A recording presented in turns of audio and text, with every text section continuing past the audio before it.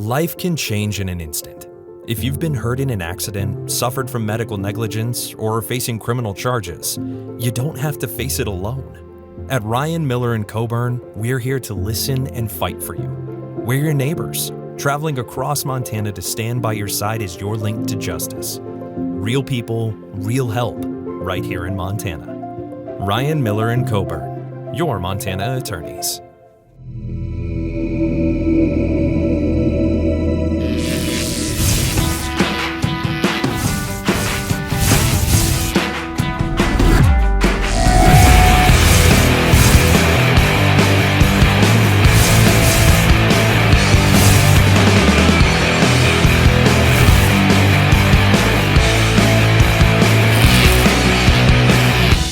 Jewelry Design Center. We want to be your jeweler for life.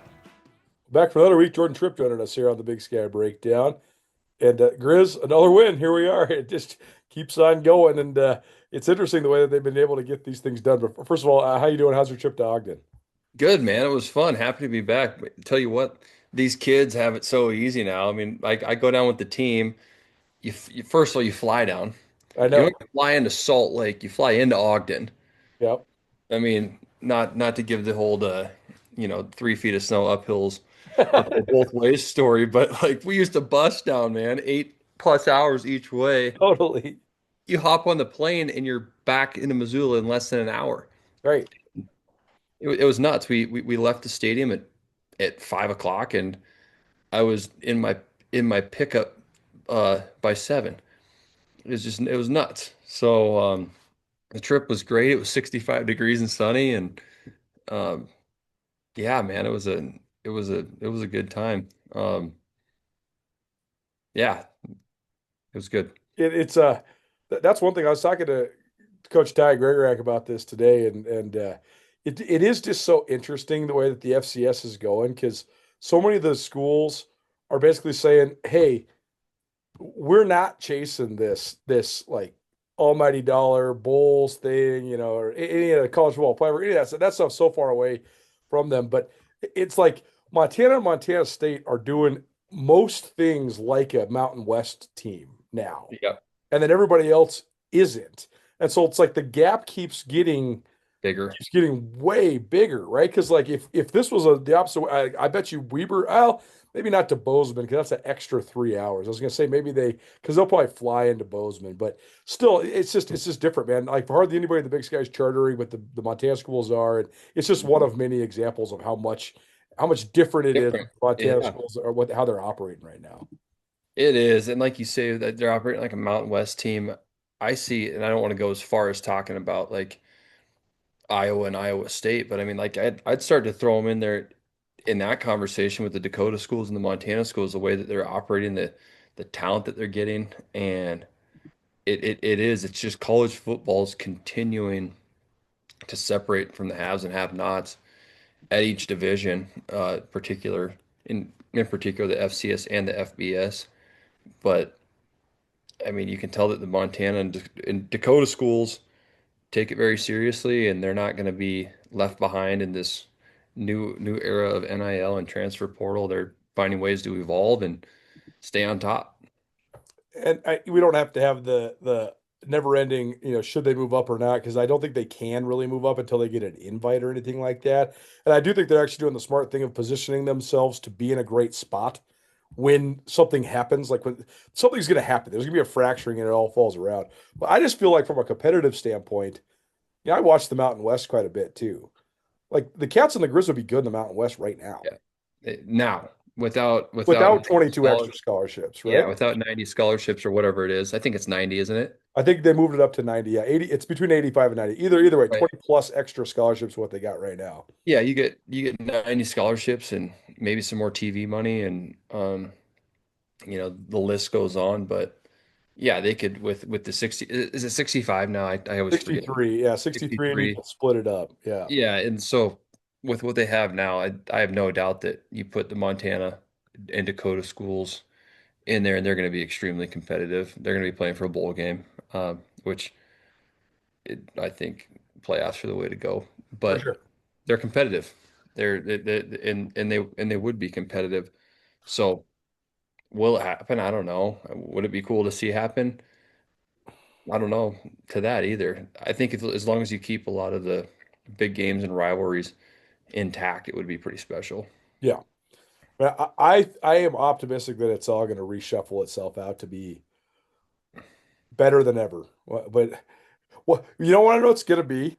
It's basically going to be what the original Big Sky was, plus like Wyoming, North Dakota State, and South Dakota State, right? Like That that's would what it's be actually going to settle on. that would be just a juggernaut. That would be so cool. Talk about a juggernaut, man. If you had the Montana schools, Dakota schools, yeah, and a few of the others in the same conference, um, that would be wild. Imagine some of the scheduling that would happen too, right? Oh Like, my gosh. Could you imagine the atmosphere? Like just take Montana schools and the Dakota schools alone right, playing each other every single year. Those games and atmospheres would be nuts. totally. Like, It imagine would the be, first time Wyoming comes to Missoula. oh my gosh. Or like I the mean, first time, they like San Diego State or something. They're not. They're probably in the mix of this theory that I'm talking about. Imagine like Nevada coming to Bozeman. Like that would just be such a throwdown game. But every game would be like that. It would be so fun. every single game you'd have venues and atmospheres similar to Montana, Montana State, and North Dakota State and South Dakota State, where you're not, and this is no offense to some of these other schools, but like you're not going to Greeley, you're not going to Weber. I think that this is crazy because we were just talking about this, how competitive they used to be and how much they've fallen off the map. And I understand that they're dealing with some serious injuries, but not too long ago, Weber was a national powerhouse and they have always produced NFL talent and they've always been extremely tough and physical and had a good football program.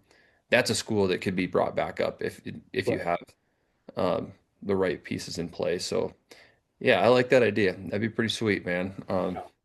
It'd be extremely competitive, that's for sure. The Comedy Night Showcase hits DraftWorks Brewery on November 6th at 8:30 p.m. Tickets are $30 and include entry plus 2 drinks. Grab yours at draftworksbrewery.com before they're gone. Come thirsty and laugh until your cheeks hurt.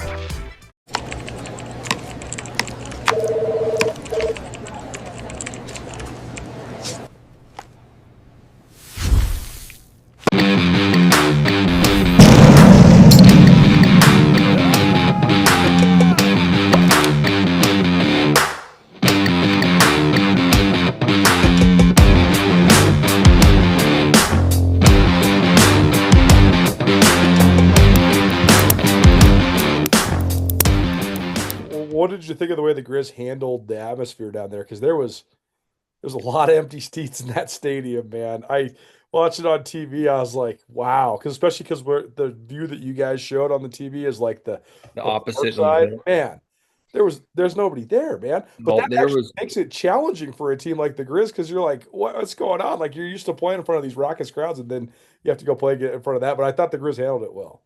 it was funky. I mean, I think I looked and there was like 5,500 people there or something like that, and I bet you 3,000 of them were Montana fans. Right. And I'm not kidding. And nobody tailgating except for Montana fans. And So, and they don't have allow re-entry, but I heard that the tickets were so cheap that a bunch of the Grizz fans said, "Okay, that's fine. We'll leave at halftime, go drink a beer, buy and another just one. buy new tickets and come in because there's multiple seats." I heard that multiple people did that. Oh, don't blame them. Don't blame 'em, man. I mean, that's a hell of a deal. Yeah, that's it's not surprising though, because I mean, it was crickets in there. Again, there was probably 3,000 Montana fans having fun tailgating, enjoying the sun, getting sunburnt, they're getting getting cooked down there. But I thought that Montana handled that atmosphere exceptionally well. They got the good fast start on defense, and I think that really got things going. It's tough I mean, when you're used to playing big games and big atmospheres, and I mean, you have to, I guess they always say bring your own energy, but they didn't let the environment affect their play, and they started fast and scored quick and played clean football on offense, and then they had some pre-snap penalties that were a big no-no on defense, which Coach Houck was not happy about. You could tell, and Oh, it's just unacceptable that you're gonna lose games or be putting yourself in a tough spot against good teams if you do that, which they have not done all year long. Obviously, they had that one penalty for 5 yards against Sacramento State, and that was it. So wouldn't expect that to carry on. But I thought that they handled the environment and played a good, clean football game, and a lot of guys got in, played a lot of ball. With I think it was interesting how Coach Hogg did it with the starting group of the core. I mean, Kaylee played a lot of snaps, but a lot of young wideouts got in, some young offensive linemen, some of the core on defense stayed in, which is smart because those kids are going to have to play at some point in time, whether it's this year, next year, and they need to be in there with um, called the staples or the cornerstone defense that are going to be getting them the ball and um, out there for a long time.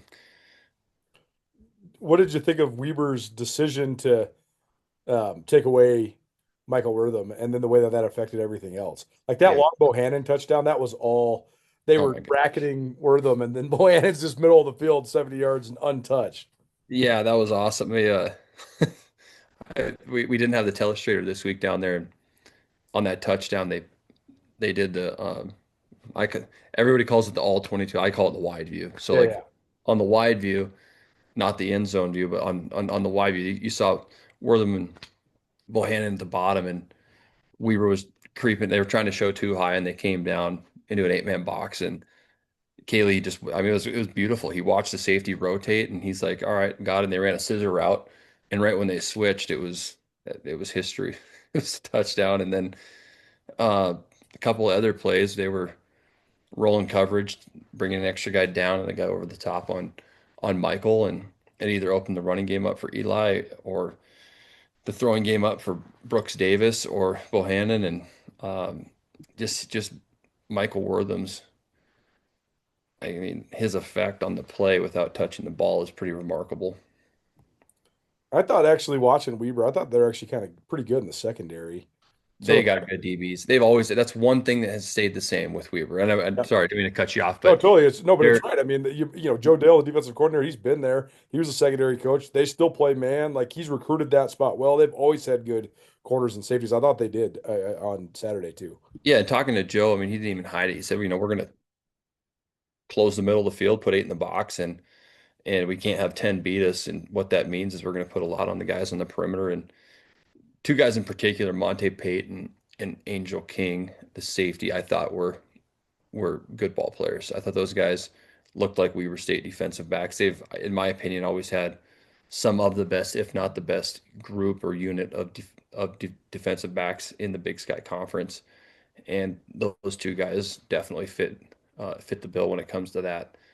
Um, Something they were missing though, man, is they just did not have the D line and O line that they have always had, with the exception of Ortega. That left tackle, that kid's good.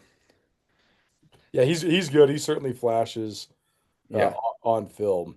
Um, Gilman was able to get loose though, even with the stacked box. So, what did you make of that? How do you think he was able to average so many yards per carry like he did? I think that the offensive line for Montana is playing better every single week, and they're they're getting a good push, and there's going to be some competition coming down the pipe for them that's going to be stiffer and stiffer. I am impressed though by the way that they're working together. One kid in particular, and I do not want to speak too soon. We talked about it. This Amick kid's the real deal, man. Well, he's really good. This kid is a He's freaking, changed their whole complexion of their offensive line. and you want to know what it's not one person. They have to work as a unit. That Totally. kid did a few things with a combo block as a freshman, and then getting on the perimeter in the screen game, and just finishing on the ball and playing with a high motor. Obviously, his footwork at times, and I'm not an offensive line coach, but I know enough to know that his footwork at times isn't perfect. His target angles aren't perfect, but the kid is long, he's athletic, and he's mean, and it's fun to watch him because I feel like he's just going to continue to get better. It's gonna. I'm not a coach, but it's going to be interesting to see what they decide to do when and if Everett gets healthy, because I know that he is a leader of that room, and um, not that it would cause problems, but I don't know if I'm the coach, that kid's coming off the field. Um, you got to leave that kid in there. And I don't want to go as far as say he's your best offensive lineman, but damn it, I mean he might be, bro. I mean I mean, he's that he's kid. their most talented offensive lineman. Yeah, he had one play in particular. It was like I want to say it was in the second quarter, like 2.5 minutes on the right hash on like the plus 25 or 30, and it was just a duo play, and like it was a combo block, and he just launched the DN like 4 yards, and I was just like, man, that's a freshman. That's a grown ass man on the other side of the ball. Yeah, I know how I was when I was a freshman. I wasn't like that. totally. That's the part that's most impressive to me because he was highly recruited, and so you know that he was going to be. I mean, they knew what they were getting in terms of the intangibles and the long levers and the athleticism and all that stuff. There's been there's not a ton, but like there's been a lot of guys like that. It's so true. The part that stands out to me is that he's mean, man. Like Yeah, that's what makes him stand out because he's so edgy. Like I think they have several guys on their offensive line that are solid, and I think they got a little bit of edge but I think Norcross has to really push them to yep. like really go over the line. But like Hmm. Amic's got that like FU, man. Like He the does. TV guys were telling me that he was like talking so much smack after the Sac State game and like just getting in their faces and stuff. And like I love it, man. It's I like do old school too. JD Quinn, man. I was just gonna say that's like JD and Levi, man. Those guys were mean and this in your face, and you hated practicing against them, Oh, and you were, it's like they were your best friend on game day though, because they just chew dudes up, and if you got a kid like that, I don't care if he's a freshman, he raises the level yeah. play on your entire offensive line, and um, it's gonna be interesting to see how it unfolds when and if Everett gets healthy, and what happens because I think he's definitely been a positive for the offensive line. Yeah, for sure. Ty Palmer and I we were talking about Quinn and Horn and some of those old school guys. We were talking about how they do this fun stuff that makes good social media content now. The Griz video team does, where they like put a question on the board outside the locker room, and everybody's got it. What's your favorite Halloween candy, or like what's your favorite cartoon movie, or whatever. We were just laughing about how like everybody participates now. Like if you did that back in 2007 or whatever, like JD Quinn would just rip the camera off and be like, "Why are we wasting our time? This is for soft asses. Like get out of here. Don't ask me about this stuff." Like Or think you say about Levi something Horn doing completely one inappropriate. of those. Yeah, that is so true. It, I knew you were headed with that because it was just, yeah, no nonsense, and it was their way or the old way, or no way, and it Right. was, yeah, those guys were ornery, man. I hated they made our life miserable as freshmen, but they made you better. I mean, good Lord, those guys were mean, and yeah, I see that a little bit in Colin, the way that he plays as a freshman. So Yeah. I don't know, man. They were finishing on the ball, and I saw some of the older dudes who maybe, not saying that he's the reason they're playing at this level, but he certainly isn't not the reason that they aren't. So Totally, man. When you run a bunch of zone stuff, like there is pairs that are important, and I just think that it's not because one individual guy is better than another, but especially like in the modern RPO game, you need the power tackle to be a guy that can get knockoff, and that's what he's doing. so true. It And is. it changes their whole scheme because then it makes it so that Schaefer doesn't have to block down a lot. He can then get up and make it to the next level. And then Yep. what happens? You give Gilman that lane, and he's so fast that it's off to the It's it. races if you give him a gap. Yeah. There was there was a couple of runs that Gilman had were off the left side and off the right. I mean off the right side, it's just I feel like the way that they're playing, and this is nothing against Everett because I think he's a good ball player. I just think that right side of the offensive line is taking a step forward, and Colin and Evan play well together, and Matten and Colin play well together. So it's going to be interesting to see how it all shakes out. It's cool to see a kid like that step up though when he gets his opportunity, because typically you don't see freshmen do that. Yeah. Yo, Tara, what up, E? What's going on? Man, those are some nice medals. Yeah, man, these are hard to come by. Yeah, well, I've got 2 of them. Well, that's nothing like going to March Madness, though. We did go to a national championship. Okay, guys, whatever. Let's just get on the Montana party bus and head over to Press Box for lunch. Yeah.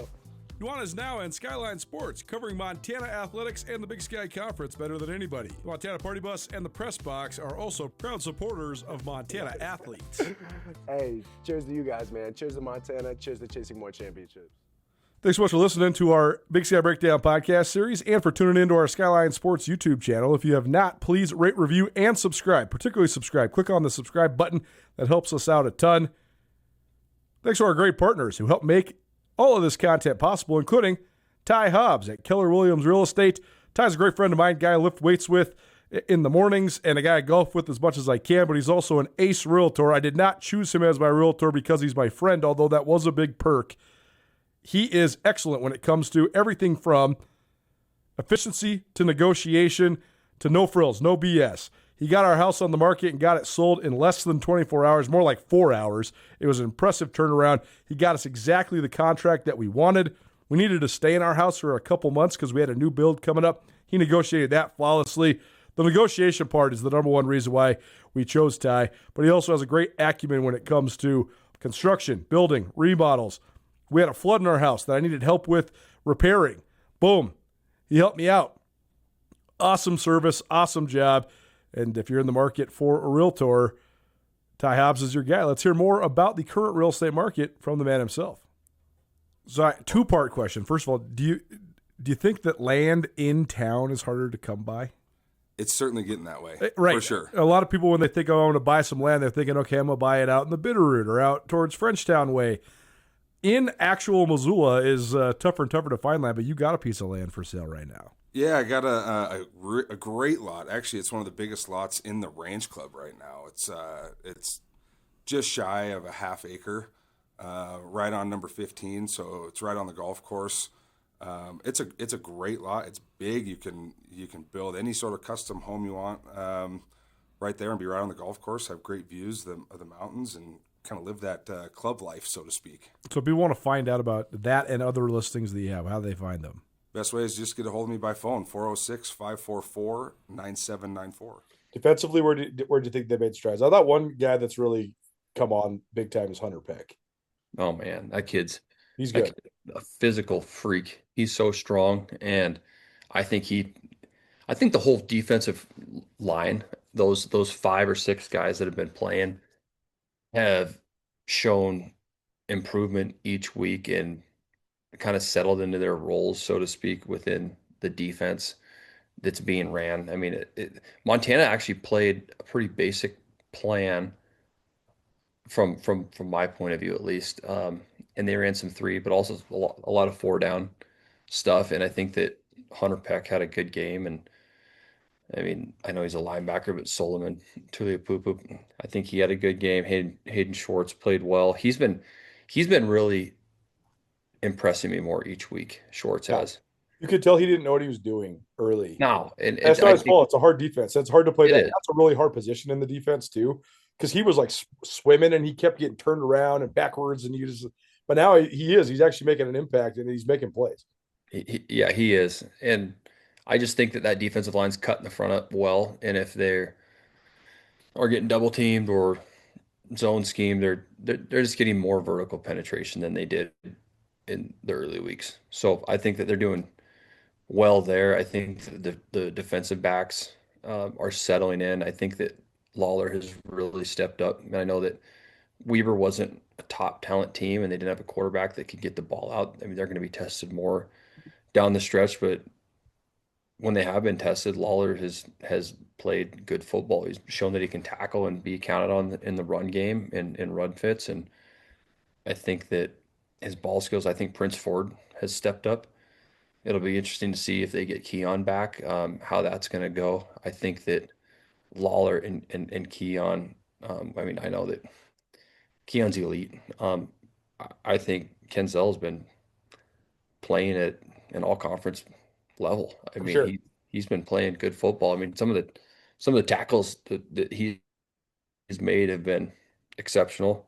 And then, I mean, it goes without saying, but Diesel Wilkinson and Micah Harper are damn good ball players. So, yeah, man, it's fun to watch them. And I could go down the line with the linebackers too, but we kind of hit on them last week. So I think Well, the defense. the one linebacker I do want to ask about is Clay Oven, because I think it's an interesting scenario that he's in, getting to be 37 and not like having to be the man. Like, you were right towards the beginning of when 37 became like, okay, instead of being the guy that gets it when he's a freshman or a sophomore, Right. now it's the dude who's from Montana who's supposed to be like the best guy or one of the best Yep. guys. And I don't know. I think it's interesting. So what do you, I guess first start there. What do you think of just the way that they've sort of gone back to the old way of doing it? And he gets, I like it, man. I like the no turnover. I mean, I had it for 2 years, and yeah, initially that would have been like the max of what Right, it would right. typically is. I mean, it's a Tim Houck or it's a Paulson or it's a C.J. Pitcher or whatever, where they're having it 3 to 4 years. And so I think that Clay having it as a sophomore is pretty damn cool. He's going to have it for a while. I think the kid's a good player. I think he's extremely explosive and can run fast. And he might be one of the most athletic dudes on the defense for sure. I mean, the kid can flat get with it. He can run. And it's cool to see that in a linebacker. And he's strong. He plays with physical hands. He's kind of an asshole when he plays, and I like it. It kind of embodies just what it means to him on the defense. It seems like it's important to him. Doesn't let people put his hands on him. I mean, I like that. So I think that Clay is going to play more as the season wears on. I mean, he flashes all over the field. I mean, on special teams and on defense. So I think it's cool that he's going to have it for a few years. The other guy we got to point out is Tanner Huff. He's not getting a ton of run on defense, but man, he's had one of the greatest special teams seasons that in a long time, man. I was trying to think, like, who's the last guy that like made me go wow on kick teams like this? It was Kendrick Van Akron when he was a young guy. Yeah. And Kenny would ball on teams, man. Yeah, he was my backup and Brock's backup. Yep. And as a young kid, that kid would freaking get with it on teams. He'd knock people's heads off, man. That kid could hit. But Tanner Huff he's playing special teams like I don't even want to say like a starter, because it's not. I mean, he's just playing. Coach Houck used the verbiage. He's playing at an elite level in special teams, and I would second that. I think that the kid is virtually unblockable on special teams. He tackles exceptionally well in the open field, and he plays with fantastic leverage in the kicking game. He understands angles and leverage in the return game. I mean, you watch him in the return game. I think it's pretty remarkable, some of this, because I mean, that's not easy to do. Another dude's running full speed the other way and you're going backwards, and a lot of those big returns that Michael's had have been in large part due to Tanner's blocking. So yeah, I think he's a great leader of that unit though too, because if you have a guy like him, how many times have you and I and everybody else seen special teams win a game where it's pretty balanced, and that's the deciding factor, or maybe you need a pickup in another area of your game, and special teams brings it across the line. When you have a kid like that in there, it's obviously ran by Coach Houck, but those meetings and accountability of practice and in the film room, and having someone like that in the locker room that demands play at a high level and accountability from a player standpoint, that's so valuable. It gives the whole team so much juice too. Like, you could tell everybody loves watching him make plays on special teams. Yeah, because they know how hard the kid works, and then you go and make a big ass play on the kick team or punt team, whatever it is, and I mean that gets momentum going in your direction, and I don't care what you say, because it doesn't show up on the stat sheet, but football has a lot to do with momentum, and when you get juiced up for your boys making a play, I mean that's a big thing now. Join Town Pump's Pump It Up Rewards Plus program and never pay full price for fuel again. Save 5 cents on every gallon every day at any Town Pump across Montana. Plus, earn and redeem points on your favorite in-store items to get free stuff with our clubs. Stop in and pick up a rewards card. Download the Pump It Up Rewards Plus app today. Or visit townpump.com/rewards to register and start saving. Right down the road, pump it up. Oh, yeah. Being in this industry since I was in college, one of the things I think we take the most pride in is Athens Sound's been such a presence in Missoula for almost 40 years. The cool parts about our job is people always ask, what do you do for a living? I sell phone, whether it's as simple as window tint all the way up to integrating a backup camera into a factory screen. I'm usually pretty excited about the options we can present.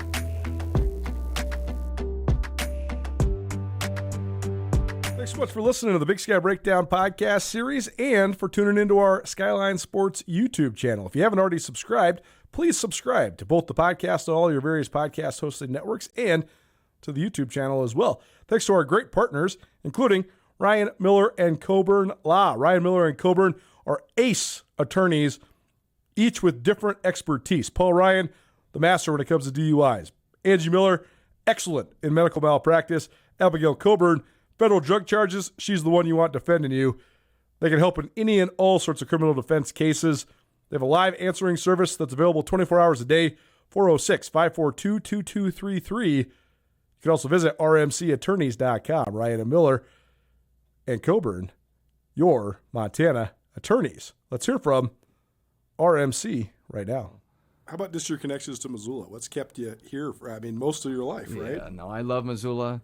I went to grade school, middle school, and high school here, and ultimately graduated from the University of Montana.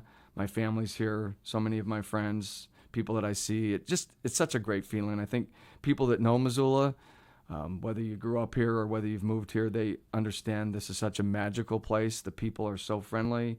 It's a safe place. I got to raise my daughter here, and just see the development of Missoula and its growth, which is great. But it's still small town to me. And I know, the places that I go, if I want to go get taco treat, I've been getting taco treat for probably 40 years, and that's where I want to go.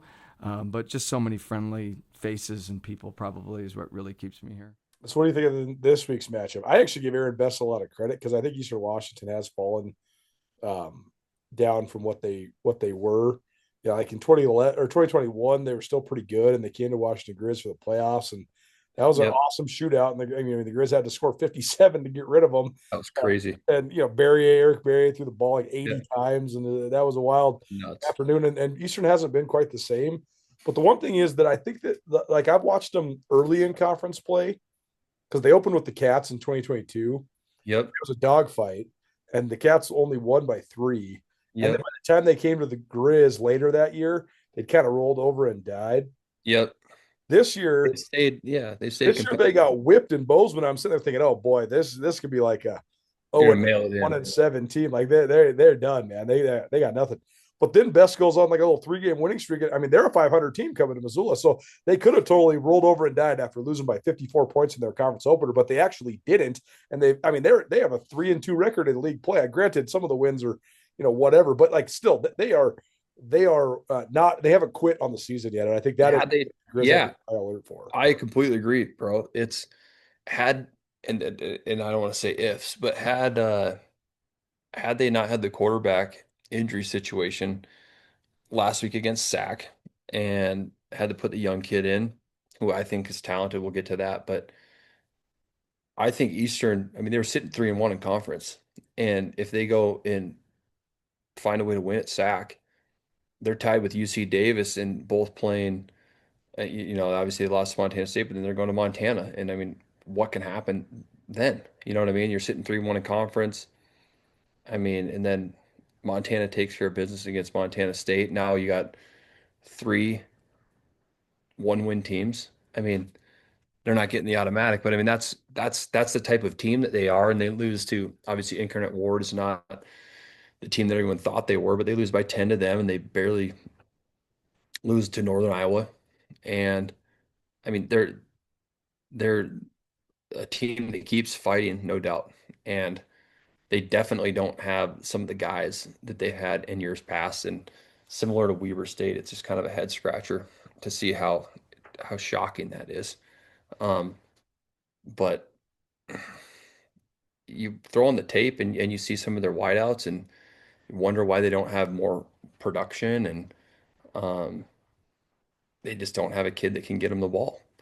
So it's but this young quarterback, I don't know, man. It's just a player in me. It kind of gives me a little bit of a pause when I watch him, because Nate Bell's been the guy. He's their leading passer. He's their leading rusher. But this young quarterback coming in, he can spin it.